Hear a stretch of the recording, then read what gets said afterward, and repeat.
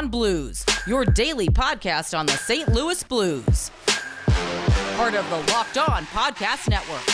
Your team every day.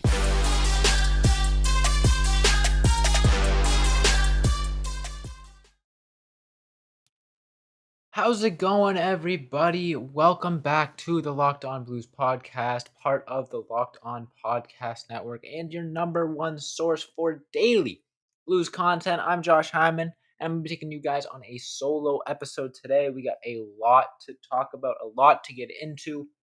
First things first, going to be starting off with the Blues' impressive 5-1 victory over the red-hot Calgary Flames, who had scored, I believe, 13 goals in their last two games, including the 7-1 victory over the Blues on Monday.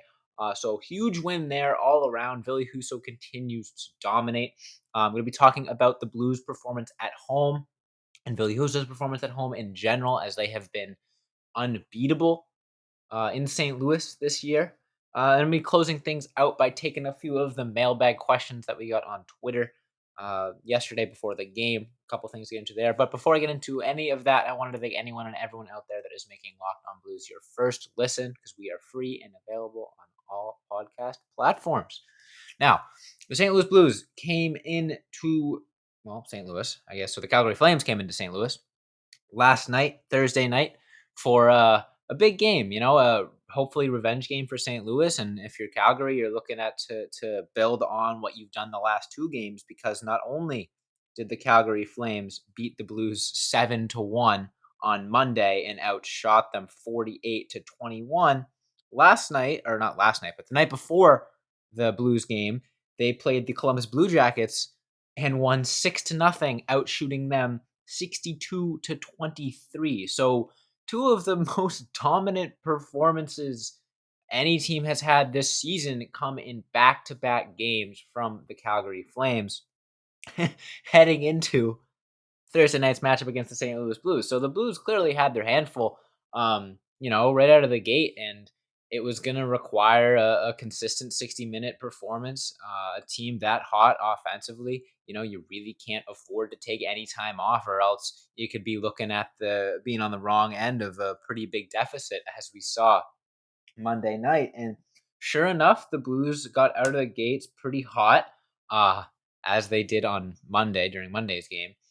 This time it was not a shorthanded goal. It was Brandon Saad with his first of what would be two goals on the night, with a wrist shot off of a great pass from Schenn and Krug. I saw a tweet that was like Torrey Krug had the puck at like the 14-minute mark or something like that. And then within 6 seconds, it went from behind the Blues net to in the Flames goal. So just tremendous performance of getting up the ice quickly, and catching Markstrom a little off guard, I think, and putting the Blues up 1-0. Pretty shortly after that, though, Backlund took advantage of the Blues' inability to clear the puck, something that was plaguing them on Monday, and tied it up 1-1. And at that point, I was getting a little nervous. It felt like very similar to the start that we saw on Monday, where the Blues started out okay, sort of playing 50-50, and then all of a sudden they can't get the puck out of the zone for the life of them, and Calgary just keeps getting chance after chance after chance. And that's kind of what was happening.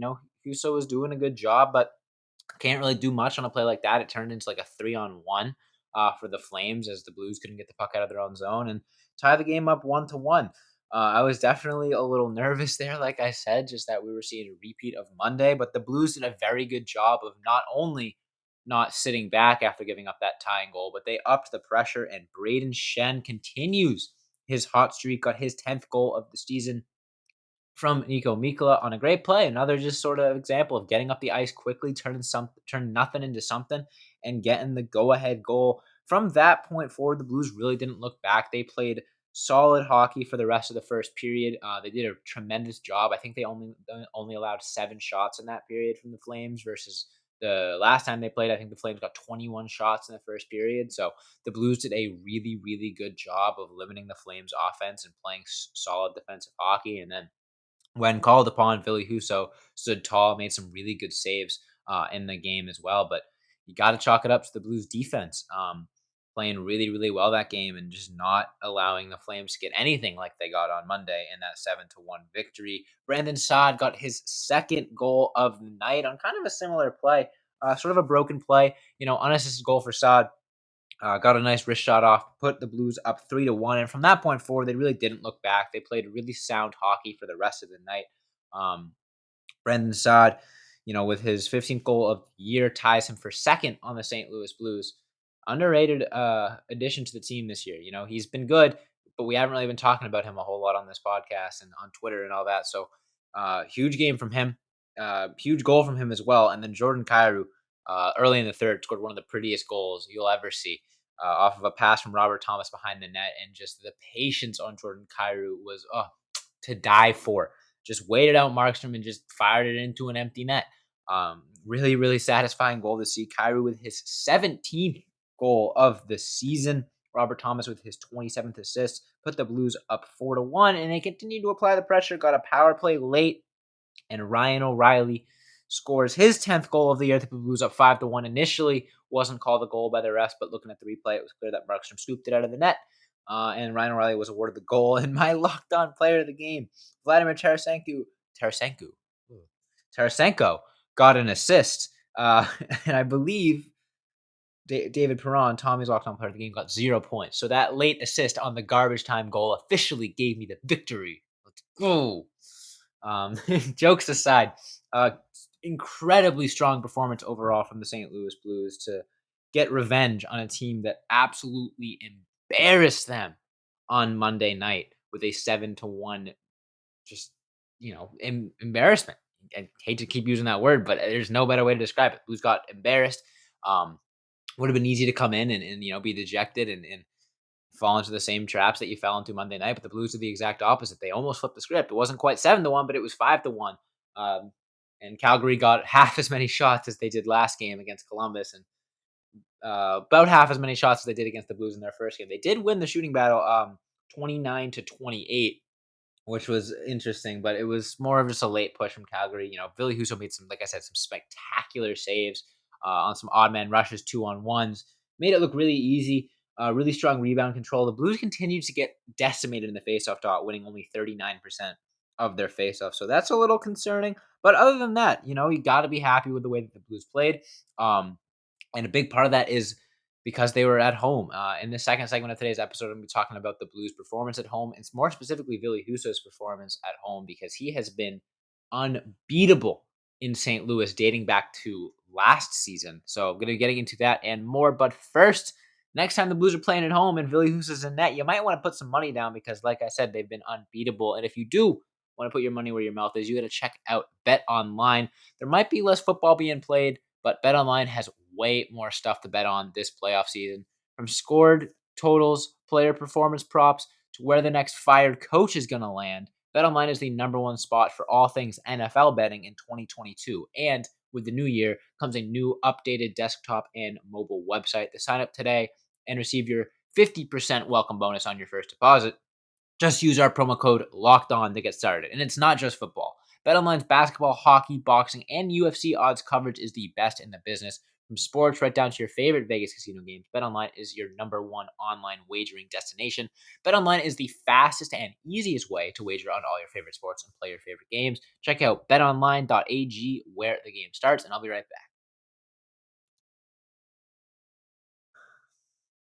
back. All right, so dating back to April 10th, 2021, Billy Husso's stats on home ice look like this. In 10 starts, he is 9-0-0 with a 1.50 goals allowed average and a 951 save percentage. In the month of January, this month, he is 6-0-0 at home in 7 starts with a 1.1 goals allowed average and a 965 save percentage. This season, in the last 16 home games, the St. Louis Blues are 14-1-1. It is mind-blowing numbers. Flip side of that is they have been pretty poor on the road, but that's not what I'm going to be talking about today. We'll be getting into that, next time the Blues play a road game, which I'm checking here, making sure it's not tomorrow. It's not tomorrow. They're playing at home again tomorrow, so cool. We'll get into the road, struggles another date, but Now I do want to talk about the positives of that and just how impressive it is that the Blues are this dominant on home ice. Like I said, Blues are 14-1-1 in their last 16 home games. And then Brendan Saad had a quote on Billy Huso, sort of revolving that around that. Brendan Saad said, quote, "I haven't seen a better goalie in the league lately. He's been great back there. And I think when you have that, you're going to have confidence. You don't want to give up too many chances, but when he can make saves for us, it helps us transition." So you can read into that a little bit and potentially take away that maybe the guys aren't as confident playing in front of Jordan Binnington. I think that would be pretty reflective of the performance we saw on Monday and some of the performances we've seen throughout the season. Um, but again, gonna kind of try to spin this in a positive way. Maybe we'll get into the negative connotations of that later. Next time I record with Tommy, we'll have a nice little debate about it. But for now, I'm gonna choose to look at that as a positive and say that the guys really trust Philly Huso. Billy Huso isn't just, getting the easy games or whatever, what have you. He's playing good hockey, and the team is recognizing that, and the team is energized and excited to play in front of him. And I think that goes with, the performance at home. The St. Louis Blues in the locker room before home games, Billy Huso starting or Jordan Binnington starting, but more specifically, Billy Huso started. They're feeling over the moon with confidence. It's they're looking at whether you're looking at your record, um, listening to the fans, whatever, something about that home arena has been money for the St. Louis Blues this year in terms of playing confidently and getting wins. Um, all those come from behind victories that they've had this season. I don't have the statistics in front of me, but just considering how much better they've been at home than on the road, I wouldn't be surprised to see a majority of those come from behind victories have come when the Blues are playing in St. Louis. Um, just because that confidence, it doesn't die out. And we've seen that in the games that the Blues have, come from behind and won, or just the games like that game in Calgary last night where they played really well. It just comes down to playing confident hockey. The Blues gave up the tying goal and they didn't let their foot off the gas. The Blues have been down and out of games before, and they just don't let their foot off the gas. Great. It's great to point out the Dallas game where they were down. 1-0 with 45 seconds left and won in regulation. I believe that game was at home. It might not have been. Let me check. Yeah, that was a home game. So something about playing in that arena is just gives the Blues that extra little oomph they need to pull out victories when maybe they don't deserve to. And that's exciting because it was in the Cup run season. The Blues really relied on their road performances to propel them to a Stanley Cup in the playoffs. And while that's not quite there yet, playing as well as they are at home, it's pretty easy to sort of take that mentality and shift it to road games. Because once you start getting 1, 2 wins in a row on the road, you're like, oh, yeah, we can play as well on the road as we do at home. It's not quite the same. It's not quite as motivating. You don't got the fans behind you as much, but it's clear that when the Blues have that just an extra little bit of fire under them, playing in front of that home crowd, they are such a successful hockey team, uh, and it's beautiful to see. Especially after how poor they looked on Monday against Calgary, it was so refreshing to see them play this well against the very same team that whooped their butts just a few days earlier. This last night's game, really hammered home every single point of success the Blues have had this season. Well, Monday's game was an example of everything that had been going wrong for the Blues this season. The defense looked poor. Team wasn't playing as well in front of Jordan Binnington. Jordan Binnington, I don't want to say he could have played better, but whatever. There was a lot of the worst parts of the Blues season were on display on Monday. In complete opposite fashion, the best parts of the Blues season were on display last night. They played solid defense. The offense put up 5 goals on a team that had been playing really solid defense, only allowing 1 goal over the last 2 games. Um, Goaltending was extremely strong from Billy Huso. Special teams was strong. Every aspect of the Blues win last night were the things that were getting them wins earlier in the season. So this team is fine. I don't think we thought the sky was falling after Monday. Of course, Tommy and I got on here all reactionary, had some fun titles like, "Oh, trade everyone," sell the house. But, it's concerning. You never know that if a loss like that is going to derail the season and you're just never going to be able to shake that little itch in the back of your mind that says, "Okay, yeah, but remember that loss in Calgary? Are we really this good?" And you kind of lose confidence. It's clear now to me, at least through one game, knock on wood that I'm not just going to make myself look like an idiot, that the Blues didn't let that shake their confidence in the slightest. They came out against the very same team and put on a clinic on all ends of the ice, defensively, neutral zone, transition, offensively, special teams, goaltending, everything was on point for the St. Louis Blues in that win over the Calgary Flames last night. And I am really, really excited to see them continue this momentum tomorrow afternoon game against the Winnipeg Jets. So I'm going to be talking a little bit about that, plus getting into the mailbag questions from you guys on Twitter when I come back. So don't go anywhere. All right. So first things first, gonna kind of go rapid fire through these mailbag questions. Got a couple replies on Twitter. Let's see. Let's go to the very first one. All right. First reply comes from Tim Mitchell. He says, if you could interview any player that ever played for the Blues, who would it be and why? That is, damn, that's a tough question. I should have read these before if I knew they were gonna be so thought provoking. That is, damn, that's interesting. I think any player that previously played for the Blues. I mean, the obvious answer seems to be Brett Hull. Just with his personality, his impact on the community and the alumni and all that. He is such a legend in St. Louis hockey history, and very clearly in the Cup run and the parade, all that shows that he's got a pretty dang entertaining personality as well. I would love to get him on here. It would be difficult to get, to condense that to 20 minutes just with all the things that we would want to talk about: the parade, the team this year, his history with the team, all that stuff. So yeah, I think Brett Hull is pretty much the obvious answer for me on that one.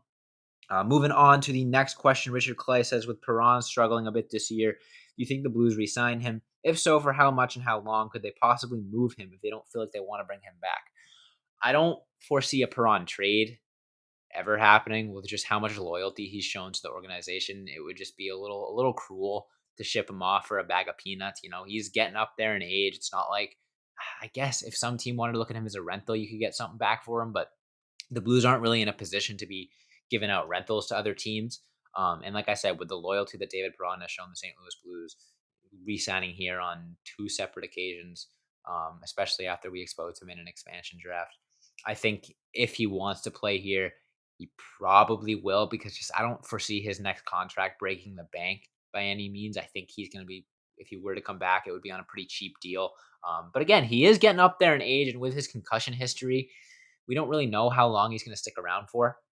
So I could definitely foresee him sort of on a Tyler Bozak type situation, taking a huge pay cut to just stick around for 1, 2 more years.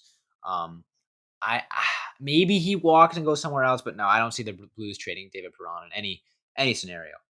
Next question comes from B. Lawrence. Are the Blues kicking themselves for the contract of Colton? They tend to have underwhelming players screw them over. Yeah, that's a good question. I mean, the good thing about Parayko's contract is it's not like an albatross. It's not like, absolutely huge where worst case scenario they needed to get rid of him. They couldn't. I think it's maybe a little too high for the play that they're getting out of him now, but it's not like you're paying for an elite defenseman and you're getting like a third pairing guy. Colton Parayko has still been pretty good. He hasn't been as good as maybe we expected or we wanted, and he hasn't been quite as good as that contract would hope he is. But I don't think it's something that, at least for now, I don't think it's something that you're really looking at and saying, "Dang, I really wish the Blues had used that money somewhere else," because it's still Colton Parayko is still a solid defender. He played really well last night in Calgary, made some big plays on some 2-on-1 and stuff. So I think the flashes are there. I think Colton Parayko can still return to what we saw out of him of that cup run. Um, but yeah, time will tell on that contract. It could be the situation where 2, 3 years from now, God forbid he continues to regress, because I definitely think he's regressed at least a little bit from his performance in that cup run. If he continues to regress and has, another step back this season, next season, the season after that, then we could be looking at that contract being real rough. But as of right now, I think the jury's still out. Give it time. That's my answer. Give it time. All right, moving on. Next question comes from Richard Clay. Again, if McKinnon can't play in the All-Star game, what are the chances Thomas takes his spot? Um, I would probably say kind of unlikely. I don't have the second chance players for the Central Division in front of me. Robert Thomas to me doesn't strike me as like a household name, like instant, player to get in. I could be wrong. I also don't think McKinnon's going to miss the All-Star game because of that, but he might. We'll see. I know it's a broken nose. I'm not sure if it's anything more. If he's got like other facial fractures or something, he might find himself out of the All-Star game. I would love to see Robert Thomas get in. Um, I'm not sure. I wouldn't bank on it just because I do think that there's some other guys on that list that are also pretty deserving as well. Um, but I would love to see Thomas and Cairo at the All Star game. I would hate to see it at the expense of an injury of a guy like Nathan McKinnon. But yeah, definitely something that I would be hoping for. And that is the final mailbag question. So real quick, I'm not sure if we're gonna get a preview episode out in time. So I'm gonna spend a little bit of time previewing tomorrow's matchup between the St. Louis Blues and Winnipeg Jets. So the Blues and Jets play tomorrow at 3 p.m. before the Blues take a pretty hefty break from hockey. It's looking like, unless the schedule has changed, this is the last game they'll play for like 2 weeks. That doesn't seem right. If I'm wrong, someone let me know in the comments if there's like some emergency schedule due to the Olympics not happening that I'm not seeing. But as of right now, I'm looking at the schedule. They play tomorrow, January 29th, and then they don't have another game on the calendar until February 10th. So that would kind of suck. I hope I'm wrong. Someone let me know, please. If I just missed an announcement or something. But that being said, still got a big game tomorrow. Winnipeg Jets have been underwhelming this season at 17, 16, and 7. But divisional matchup, you can never count out divisional opponents. You're going to be seeing a lot of them. They got a lot of scouting on you. They got a lot of notes on you. It's going to be a battle.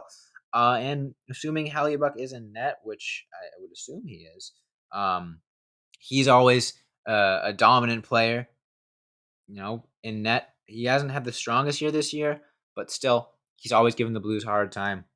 So it's going to come down to the offense of the St. Louis Blues for sure. I think a guy like Braden Shen is a player to watch. Would be my pick for lockdown player of the game. He has been absolutely on fire lately. He has 5 goals and 8 points in his last 5 games. And it's really just going to come down to depth, I think. Defensive depth is where the Winnipeg Jets have struggled this year. And the Blues can take advantage of that just with their endless stream of skilled scoring forwards. So really just going to come down to playing consistent hockey, all 4 lines offensively, and weathering the storm defensively if you're the St. Louis Blues, because the Jets still do have a pretty scary offense, a lot of size, a lot of speed on that offense. So if you can, hold off the Jets offense enough, I think their defense is weak enough where the Blues forward lines are going to eventually overwhelm them, and they should be able to come away with a victory. But that being said, that is all the time I have for you guys today. I want to thank everyone so much for listening. Make sure you hit that follow or subscribe button on whatever podcast platform you're listening to us on. That way you never miss a new upload. Hit that subscribe button on YouTube. We're getting a lot of subscribers lately. It's so fun to see that. Hit the notification bell on YouTube. That way you can be the first one to watch our new videos, comment, like, all that fun stuff that you hear all the time. Follow us on all of our socials: Instagram, Twitter, TikTok, and Facebook at Locked On Blues. Follow my Twitter at Josh Hyman NHL. Follow Tommy's Twitter at TWelcher15. Like I said, thanks so much for listening. And as always, let's go Blues.